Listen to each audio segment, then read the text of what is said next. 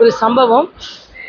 நாடே ஒன்றிணைந்து இந்த தீவிரவாதத்தை எதிர்க்க வேண்டும் என்ற நமது பாரத பிரதமர் அவர்களின் கரங்களை வலுப்படுத்துவதற்கு அத்தனை கட்சிகளும் உடனிருப்பது ஆறுதல் அளிக்கிறது. ஆனால் தமிழகத்திலும் சில பேர் இதிலும் சில மாற்று கருத்துக்களை சொல்வது மிகுந்த வருத்தம் அளிக்கிறது.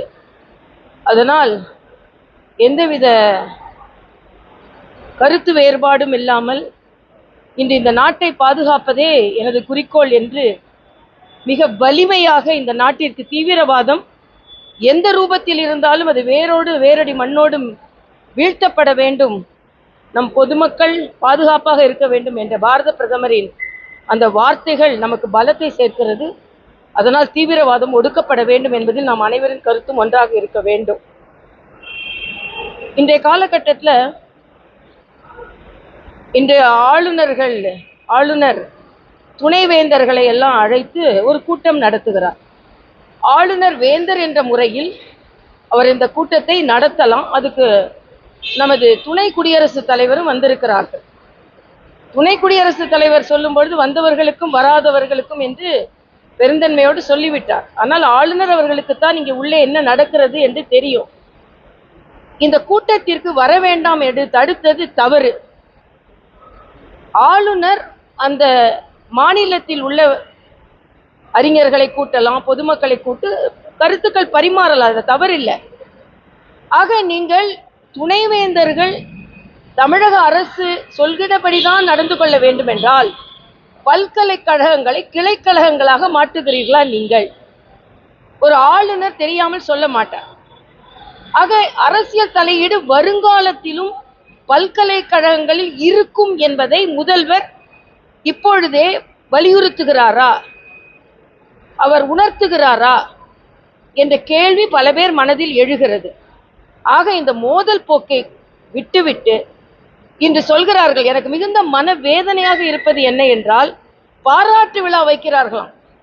இந்த நாடு இன்று சங்கடத்தில் இருக்கும் பொழுது உயர்நீதிமன்றத்தில் வெற்றி பெற்றதற்காக உயர்கல்வித்துறை பாராட்டு விழா வைக்கிறான். அப்போ உயர்நீதிமன்றத்தில் உள்ள கருத்துக்கு நீங்கள் பாராட்டு விழா வைத்தீர்கள் என்றால் அதே உயர்நீதிமன்றம் வழக்காடு மன்றங்கள் உங்களது அமைச்சர்கள் அத்தனை பேரின் மீதும் குற்றம் சாட்டி இருக்கிறது. அது அண்ணன் துரைமுருகனாக இருக்கட்டும், நேரு அவர்களாக இருக்கட்டும், செந்தில் பாலாஜியாக இருக்கட்டும், ஆக வரிசையாக இன்னும் நான் சொல்ல போனா சொல்லிக்கொண்டே போகலாம்.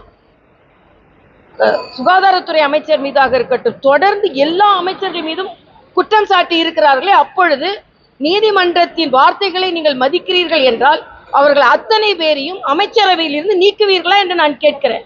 ஆக உயர்நீதிமன்றம் ஒரு கருத்தை சொன்னால் பாராட்டு விழா வைக்கும் நீங்கள் அதே உயர்நீதிமன்றம் கண்டனத்தை தெரிவித்திருந்ததால் அவர்களை எல்லாம் அமைச்சரவையில் நீக்க முடியுமா என்று கேட்கிறேன். ஆக இது மிக ஒரு தவறான முன்னுதாரணத்தை தமிழக அரசு எடுத்து சென்று கொண்டிருக்கிறது. மிக மிக வருத்தத்திற்குரியது என்பதை நான் தெரிவித்துக் கொள்கிறேன்.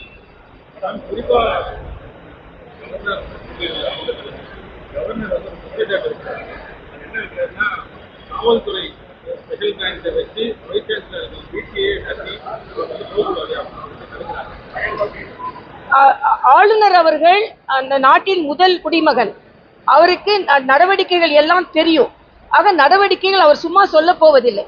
அவர் காவல்துறை அதிகாரிகள், ஐபி எல்லாரோட ரிப்போர்ட்டும் அவருக்கு தெரியும். ஆக அவர் சொன்னால் இதில் உண்மை இருக்கிறதா இல்லையா என்பதை தமிழக அரசு தெளிவுபடுத்த வேண்டும். ஆளுநர் அவர்கள் ஏன் இந்த துணைவேந்தர்கள் எல்லாம் வரலை என்பதையும், அவர்கள் மிரட்டப்பட்டார்களா என்பதையும், காவல்துறை அவர்கள் இல்லத்திற்கு சென்றதா என்பதையும் கிளாரிஃபை பண்ணணும் அரசாங்கம். ஆக இது மிக தவறான நான் ஏற்கனவே சொன்ன மாதிரி பல்கலைக்கழகங்களை ஒரு கூட்டத்தில் கூட கலந்து கொள்ள விடவில்லை என்றால் அரசியல் சார்பு இல்லாமல் எப்படி இந்த பல்கலைக்கழகங்கள் நடத்த போகிறது என்பதையும் உறுதி செய்ய வேண்டும். நான் ஏற்கனவே சொன்ன மாதிரி பல்கலைக்கழகங்கள் திராவிட முன்னேற்ற கழகத்தின் கிளைக்கழகங்களாக மாறிவிடக் கூடாது என்ற ஆதங்கம் நமக்கெல்லாம் இருக்கிறது என்பதை நான் இங்கே தெளிவுபடுத்துகிறேன்.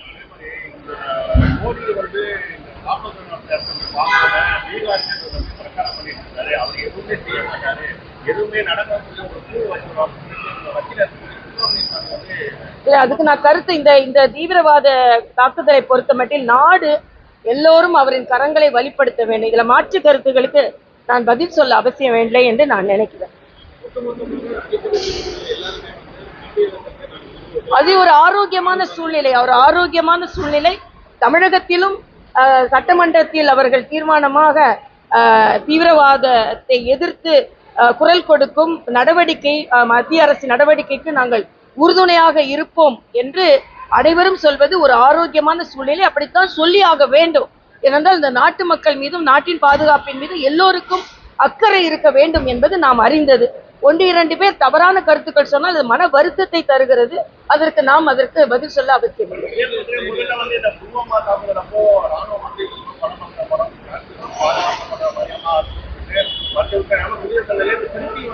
இல்ல, நான் தான் சொல்றேன், இந்த நாடு எல்லோரும் ஒற்றுமையாக இருக்க வேண்டிய சூழ்நிலை இவரை இடை கருத்துக்கள் தவறான முன்னுதாரணத்தை எடுத்து சென்றுவிடும். ஆனால் அதை நான் வலியுறுத்த போவதில்லை. அதனால் அதை பற்றி நான் பேசுவது கூட தவறு என்று நான் நினைக்கிறேன்.